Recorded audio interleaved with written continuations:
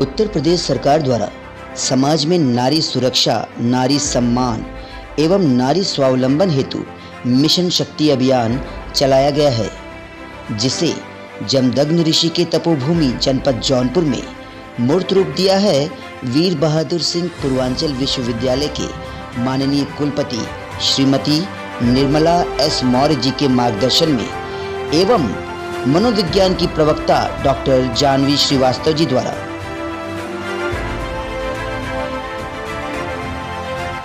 ये जो आप परिवर्तन देख रहे हैं, इसके पीछे कड़ी मेहनत लगी है। आइए देखते हैं कि कैसे आखिर ये असंभव कार्य संभव हुआ। इसकी शुरुआत 17 अक्टूबर सन 2020 को मिशन शक्ति मेगा लॉन्च के माध्यम से हुआ, जिसमें ऑनलाइन वेबिनार के माध्यम से शिक्षकों, छात्रों व अन्य विभागीय कर्मचारियों द्वारा एकजुट होकर जागरूक किया गया।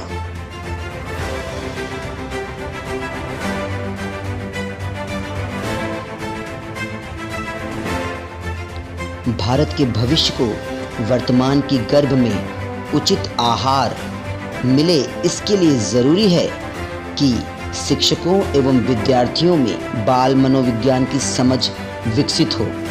इस उद्देश्य को लेकर 20 अक्टूबर सन 2020 को एक और ऑनलाइन वेबिनार किया गया।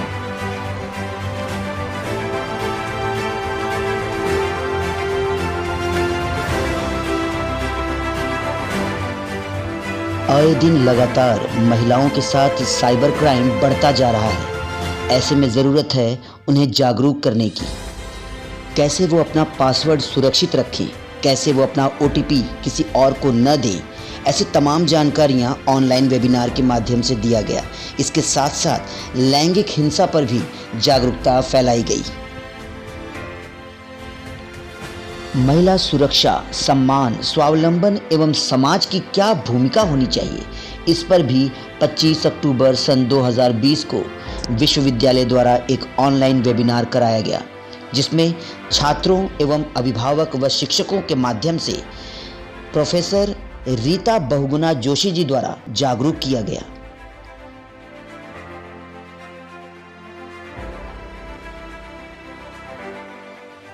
युवा अवस्था झंझावात की अवस्था होती है।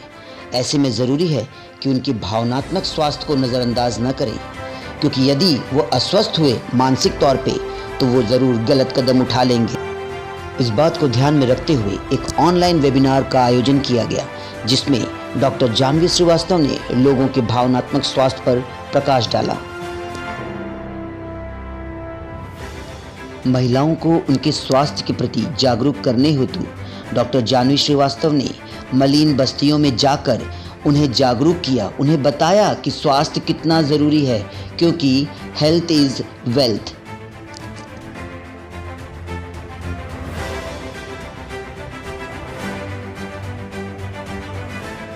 इतना ही नहीं, 24 दिसंबर सन 2020 को राष्ट्रीय महिला दिवस के उपलक्ष्य में नवजात पुत्री की माताओं को सम्मानित किया गया। उन्हें गौरवान्वित महसूस कराया गया कि यदि आपको पुत्री हुई है तो निराश न होए, क्योंकि ये भी आपके नाम को रोशन कर सकती है।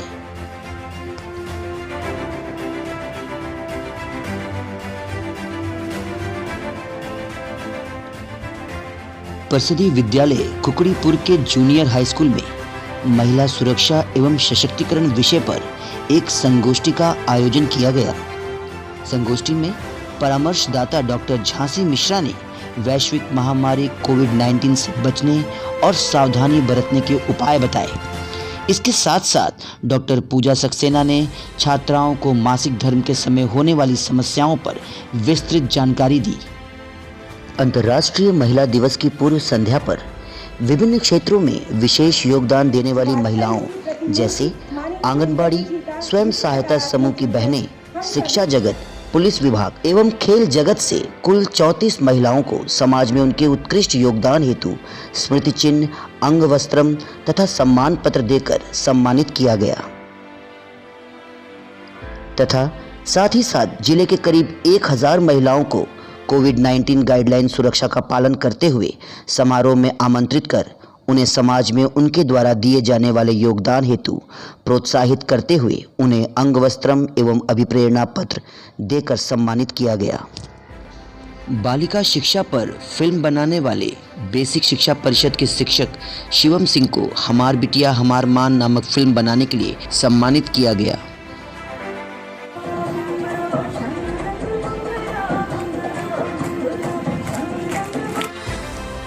कुपोषण के प्रति जागरूक करने हेतु ग्रामीण परिवेश के अभिभावकों को स्वस्थ शिशु प्रतियोगिता में प्रतिभाग करने के लिए प्रोत्साहित किया गया। इस कार्यक्रम के माध्यम से माताओं ने जाना कि उन कौन से पौष्टिक आहार का सेवन करना है जिससे बच्चे स्वस्थ और मस्त रहें।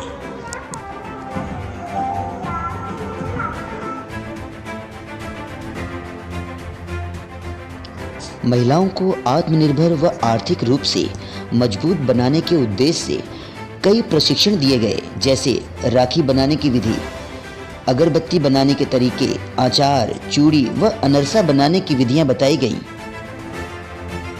कुलपति महोदय की बेटी डॉक्टर डॉली जी ने 2500 रुपये की राखी व 2100 रुपये की चूड़ियां खरीदकर हस्त निर्मित वस्तुओं की जांच भी की, जिसके बाद विश्वविद्यालय इन तमाम वस्तुओं को विक्रय हेतु एक मेले का आयोजन कराया गया, जिसका उद्देश्य इन महिलाओं को आत्मनिर्भर बनाने व आर्थिक रूप से संपन्न बनाने के लिए था।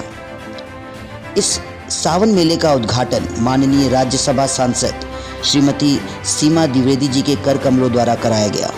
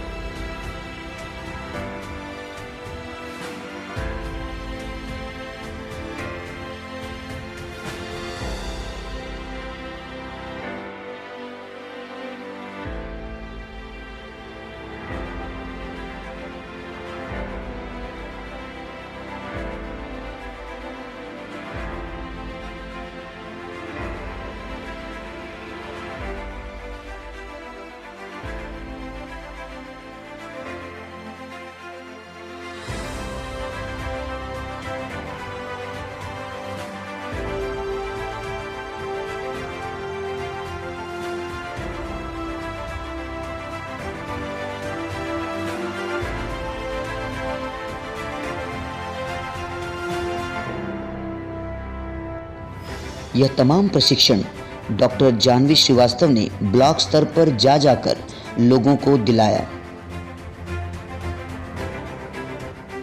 पोषक आहार हर व्यक्ति के लिए ज़रूरी है, परंतु देखा जाए तो महिलाओं के लिए खास तौर पर ये मायने रखता है क्योंकि वो जननी हैं।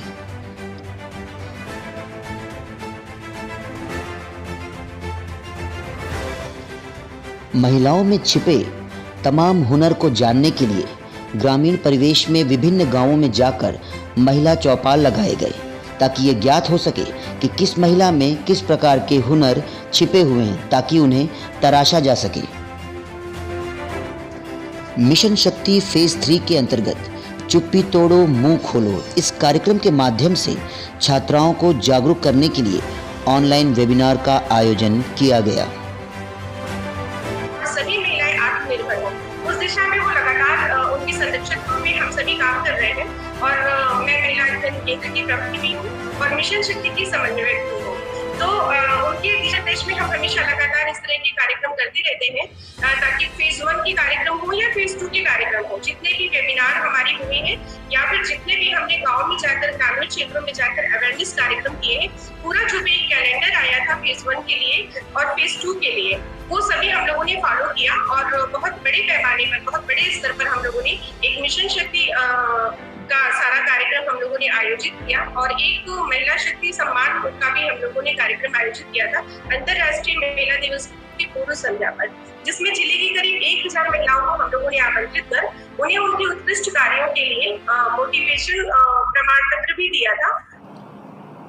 सभी को जय हिंद। आज बड़ी खुशी है कि महिलाओं के लिए भारत सरकार बहुत कुछ सोच रही है। हम लोग कहते हैं कि दुनिया की आधी आबादी महिला शक्ति है और महिलाओं के लिए सरकार के द्वारा अनेक प्रकार की योजनाएं चलाई जा रही हैं। उनको केंद्र में रखते हुए एक बहुत बड़ा कार्यक्रम आयोजित किया गया था, इसको मिशन शक्ति मेगा लॉन्च। तो ये इसका उद्देश्य ये था कि हमारे समाज में, भारतीय समाज में जो विभिन्न क्षेत्रों में महिलाएं कार्य कर रही हैं, तो उनको कहीं न कहीं एक मंच मिले जिससे कि वो और ज़्यादा उत्साह से अपने कार्यों को संपन्न कर सकें। उसके लिए ये योजना 17 अक्टूबर को शुरू हुई थी, मिशन शक्ति।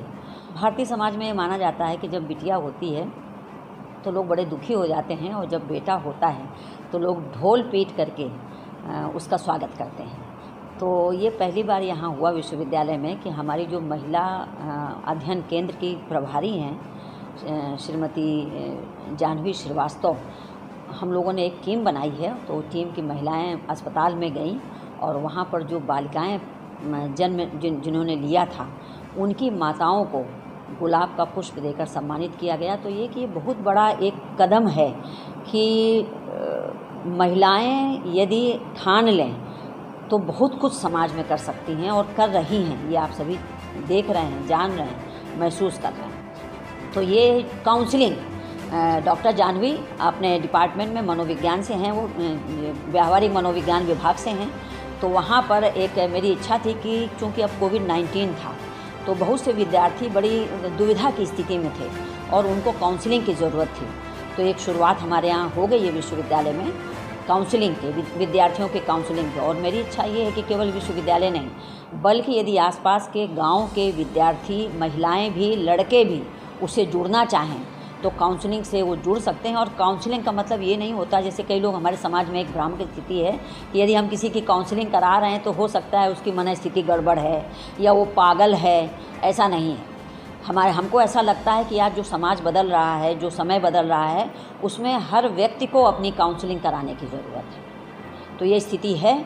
लगातार इस पर विश्वविद्यालय कदम बढ़ा रहा है, अपने कार्य कर रहा है और भविष्य में शायद 1 साल में हम इसकी, जो हम लोग कहते हैं ना कि हम एक परीक्षा से गुजरते हैं फिर उसका एक उत्तर आता है, तो 6 महीने 8 महीने में इसका एक जो उत्तर है, रिज़ल्ट जिसको कहते हैं, वो रिज़ल्ट आपको देखने को मिलेगा।